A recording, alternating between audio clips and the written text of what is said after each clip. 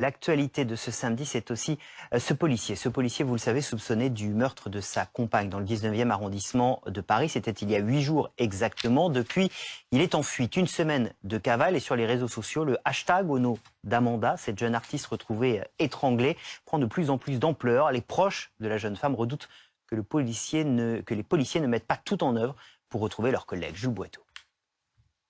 Depuis plus d'une semaine, le policier du Blanc-Ménil, principal suspect dans le meurtre de sa compagne, est activement recherché. L'homme a disparu avec son arme de service et sa voiture, une Peugeot 206 blanche. Le fonctionnaire, déjà condamné pour des faits de violence contre une précédente compagne, devait-il encore porter son arme? A-t-il bénéficié d'une négligence de sa hiérarchie? C'est ce que doit déterminer l'IGPN, la police des polices.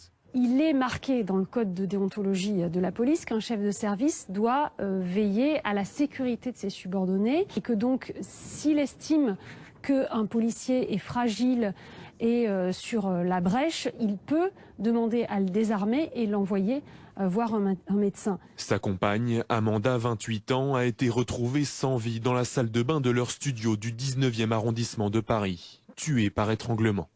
Sur les réseaux sociaux, ses proches se mobilisent pour célébrer sa mémoire et sensibiliser la population. Dans sa ville natale, on se souvient d'une jeune femme pleine de vie.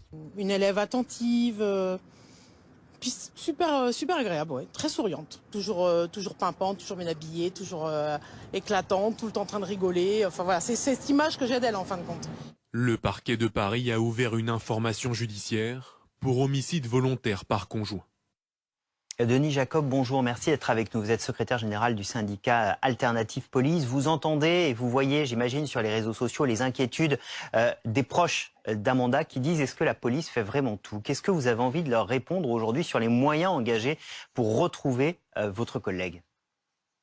Bonjour Philippe Gaudin. Alors tout d'abord, moi je suis un peu horrifié de ce qui se dit justement sur ces réseaux sociaux. On ne recherche pas un policier, on recherche un homme qui a priori commis un féminicide et j'aimerais qu'on sorte un peu de ce fantasme où, au prétexte qu'on serait policier, il y aurait une espèce d'impunité dans les actes qu'il pourrait commettre. Donc on recherche un homme, effectivement, qui, je le rappelle, n'a pas utilisé son arme de service dans ce drame hein, pour tuer sa conjointe. Et donc tout est mis en œuvre comme n'importe quelle enquête, sauf qu'on ne va pas en faire la publicité. Alors j'ai lu ici ou là qu'il n'y avait pas de portrait, d'avis de recherche de diffuser et que la police voudrait étouffer tout ça. Alors tout d'abord, rappeler qu'en matière de diffusion d'avis de recherche, ça n'appartient pas à la police de le faire, mais à la justice. C'est le parquet ou le juge d'instruction qui décide de diffuser un avis de recherche avec un portrait robot ou une photo. Donc ce n'est pas la police qui décide de cela, et je pense qu'il est aussi bon de le rappeler. Ensuite, la police judiciaire, eh bien comme dans n'importe quelle enquête, utilise tous les moyens à sa disposition, et notamment les nouveaux moyens technologiques qui permettent de localiser la personne. Si on ne le localise pas, c'est peut-être aussi, au-delà de dire que c'est une cavale, que malheureusement, ce collègue a utilisé peut-être son arme contre lui. On fait aussi une enquête au niveau de son entourage. Tout Justement, est mis en Denis surveillance. Jacob, c'est ce que j'allais vous demander. Vous n'allez évidemment pas nous trahir les secrets d'une enquête en cours, mais de manière générale, comment on s'y prend quand on cherche un homme dans ce cas-là? Comme n'importe quelle enquête de recherche, vous avez le bornage téléphonique, l'utilisation d'une carte bleue, etc.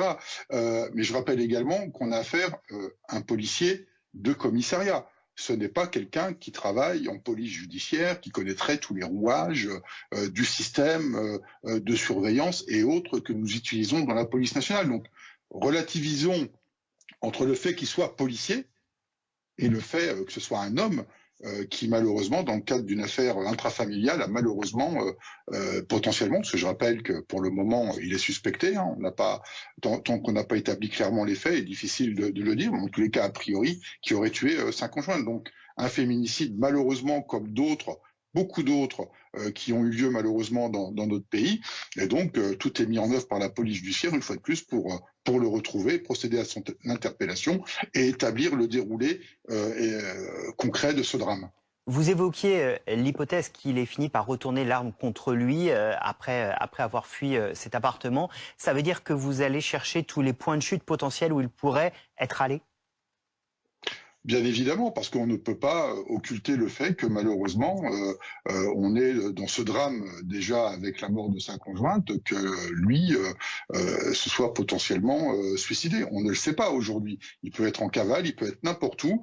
La police fait son travail et puis bien évidemment, on va, et c'est déjà fait, hein, il y a une semaine d'enquête déjà, eh bien, voir tous les points où il avait l'habitude de se rendre pour potentiellement avoir du témoignage, voir si on le retrouve, etc. Enfin, excusez-moi d'être un peu, comment dire, réducteur, mais c'est une affaire, malheureusement, comme toute autre affaire de féminicide ou de personne qui a tué quelqu'un. Il n'y a pas plus, pas moins de, comment dire, de mise en œuvre dans cette affaire. Et quand la justice décidera qu'il faut passer à un stade supplémentaire en diffusant un avis de recherche, eh bien elle le fera. Alors je précise quand même qu'en interne, il a été inscrit au fichier des personnes recherchées, qu'il y a un avis qui a été diffusé dans tous les commissariats de France, dans tous les services de police, justement pour le retrouver. Donc je vous confirme que tous les services de police au niveau national sont bien à la recherche de ce collègue.